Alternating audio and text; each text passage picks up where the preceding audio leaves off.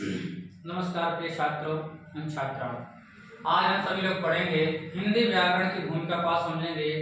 तो आज हम लोग शुरुआत करते हैं हिंदी व्याकरण की प्रथम कक्षा। तो आप सभी का तहे दिल से हिंदी व्याकरण की प्रथम कक्षा में स्वागत एवं अभिनंदन है।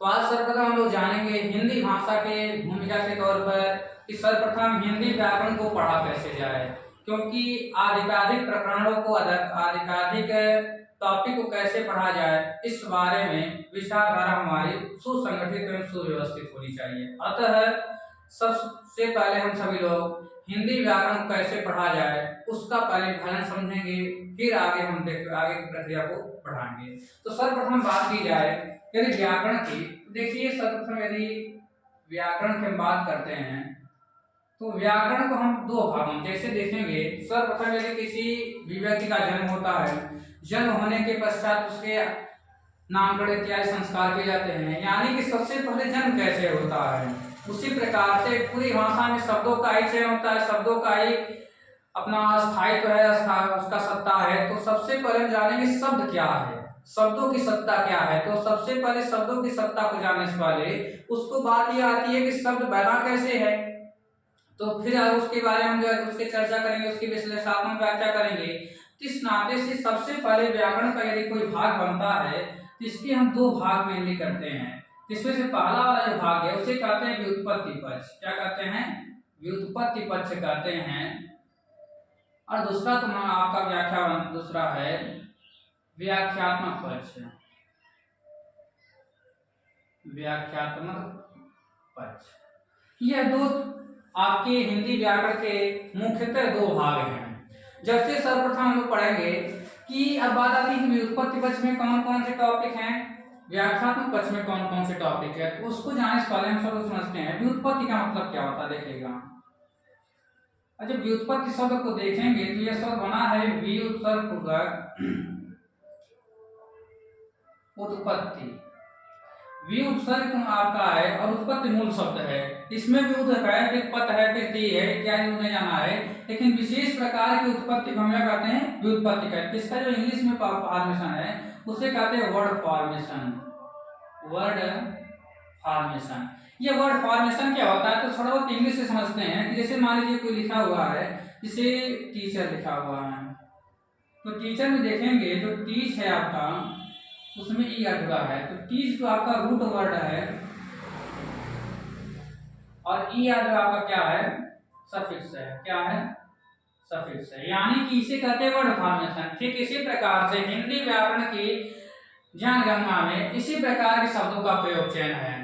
किस प्रकार से? तो ध्यान समझिएगा कि कोई व्युत्पत्ति जैसे शब्दों की संरचना कही जाए, शब्दों की व्युत्पत्ति की जाए तो कुछ इस प्रकार से होती है। किस प्रकार से होती है? ध्यान समझेंगे कि पहले बीच में जो होता है मूल शब्द होता है। क्या होता है? मूल शब्द होता है। इसके अग्रभाग में क्या जोड़ता है? तो अग्रभाग में जोड़ने वाले को हम क्या कहते हैं? उपसर्ग कहते हैं। और पीछे जोड़ने वाले को हम क्या कहते हैं? प्रत्यय कहते हैं।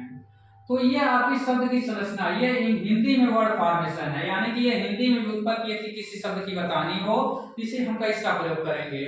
अब बात आती है उपसर्ग या मूल शब्द प्रत्यय क्या है। तो सबसे पहले इसके जानने के मूल शब्द क्या होता है? एक ऐसा शब्द जो जिसका निर्माण किसी अन्य शब्द से नहीं हुआ है। जैसे देखेंगे राम, श्याम, गीता, मोहन, ये जो शब्द हैं इन्हीं इन शब्दों में केवल एक शब्द की व्युत्पत्ति पाई जा रही है, एक ही शब्द पाया जा रहा है। लेकिन देखा जाए राधे श्याम, जानकी वल्लभ, महादेव, रमेश, इस समय देखेंगे रमा प्लस इस, यानी कि इसमें टुकड़े हो जाएंगे, यानी कि ऐसे सभी शब्द जो इनकी सत्ता अपना अलग हो। जैसे मैं एक शब्द ले रहा हूँ, देखेंगे देश शब्द लिया गया है, तो देश शब्द है आपका मूल शब्द। कैसे है? देखेंगे तो यदि इसमें बी जोड़ दें तो विदेश बन जाएगा, आ जोड़ देंगे तो आदेश बन जाएगा, परदेश जोड़ दें पर देंगे तो परदेश बन जाएगा।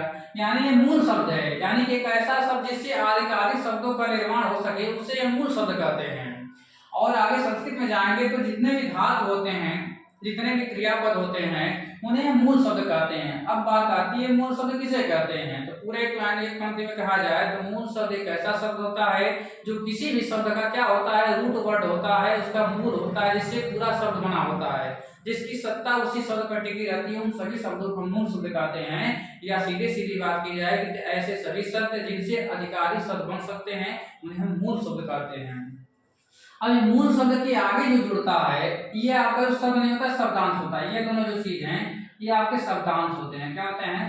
शब्दांश होते हैं। अब शब्दांश जैसे जाएंगे जैसे वाक्यांश, जैसे पूरा वाक्य है राम घर जाता है तो राम घर, ये क्या है? वो पूरा वाक्य था, पहले राम घर जाता है लेकिन यदि क्या दिया गया राम घर, ये क्या वाक्य का अंश है यानी कि वाक्यांश है। उसी प्रकार से कोई बहुत बड़ा शब्द है, शब्द में से कुछ निकाल लिया गया तो शब्द का शब्दांश बचेगा, किसे कहते हैं? शब्दांश। ये दोनों शब्दांश हैं। ये दोनों शब्दांशों में अंतर क्या है?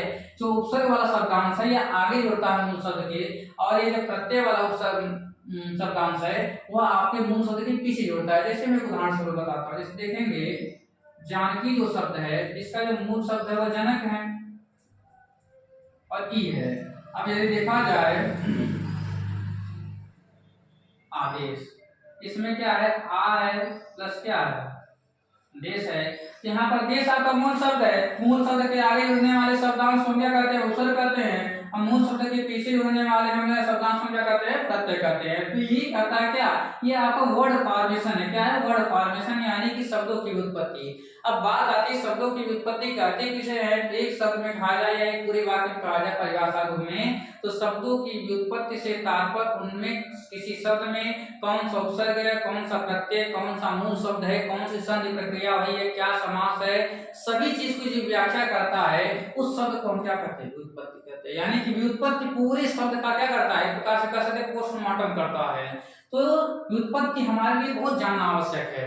जैसे आप लोग के सामने कभी कभी एक समस्या आ जाती है कि शब्द का अर्थ क्या होगा, क्यों इस शब्द का अर्थ क्यों गंगा है। जैसे मान लिया मैं एक शब्द लेता हूँ गंगा, अब गंगा का अर्थ निकालना हो, कोई गंगा का कोई अर्थ नहीं होता लेकिन अर्थ होता है। जैसे देखेंगे तो गंगा, गम का मतलब होता है पृथ्वी का मतलब गमन करते हुए, या गमयति भगवत पादम ही गंगा, यानी कि जो गम मतलब क्या? ले जाए।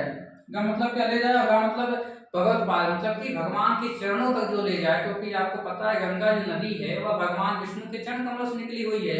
तो भगवान के चरणों तक ले जाने वाली जो गंगा नदी है उसका नाम गंगा है। और जैसे मान लीजिए और कहा जाए कृष्ण वेणा, अब कृष्ण वेणा ये भी नदी है। क्यों कहा गया कृष्ण? गंगा को कृष्ण वेणा क्यों कहा गया? क्योंकि कृष्ण नाम जो नदी का रंग है वह कृष्ण कलर, श्याम कलर है, और वेणा नदी उसमें जाकर मिल जाती है, इस नाते उसका नाम क्या पड़ा? कृष्ण वेणा पड़ गया।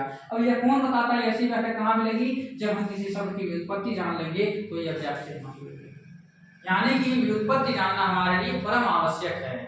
इस नाते कहा गया है कि इस अब व्युत्पत्ति कैसे जानेंगे? तो हम व्याकरण पढ़ेंगे तभी जाकर हम जान पाएंगे। तो व्युत्पत्ति बताने के लिए बात आती है कैसे किसी शब्द की व्युत्पत्ति बताई जाए, तो व्युत्पत्ति बताने के लिए चार चीजें मुख्यतः होती है। इसीलिए व्युत्पत्ति पक्ष में हम लोग चार टॉपिक को रखते हैं, जो कि देखिए एकदम सीक्वेंस से लिख रहा हूँ। प्रत्यय, उसके बाद संधि, उसके बाद उपसर्ग, उसके बाद क्या? समास।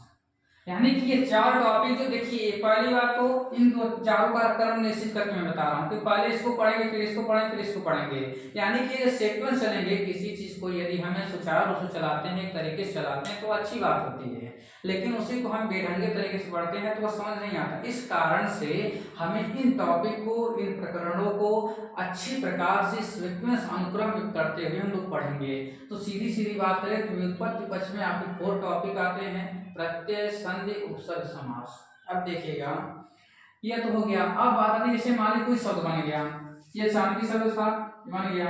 अब बात आई जैसे मान लीजिए क्या? सुंदर।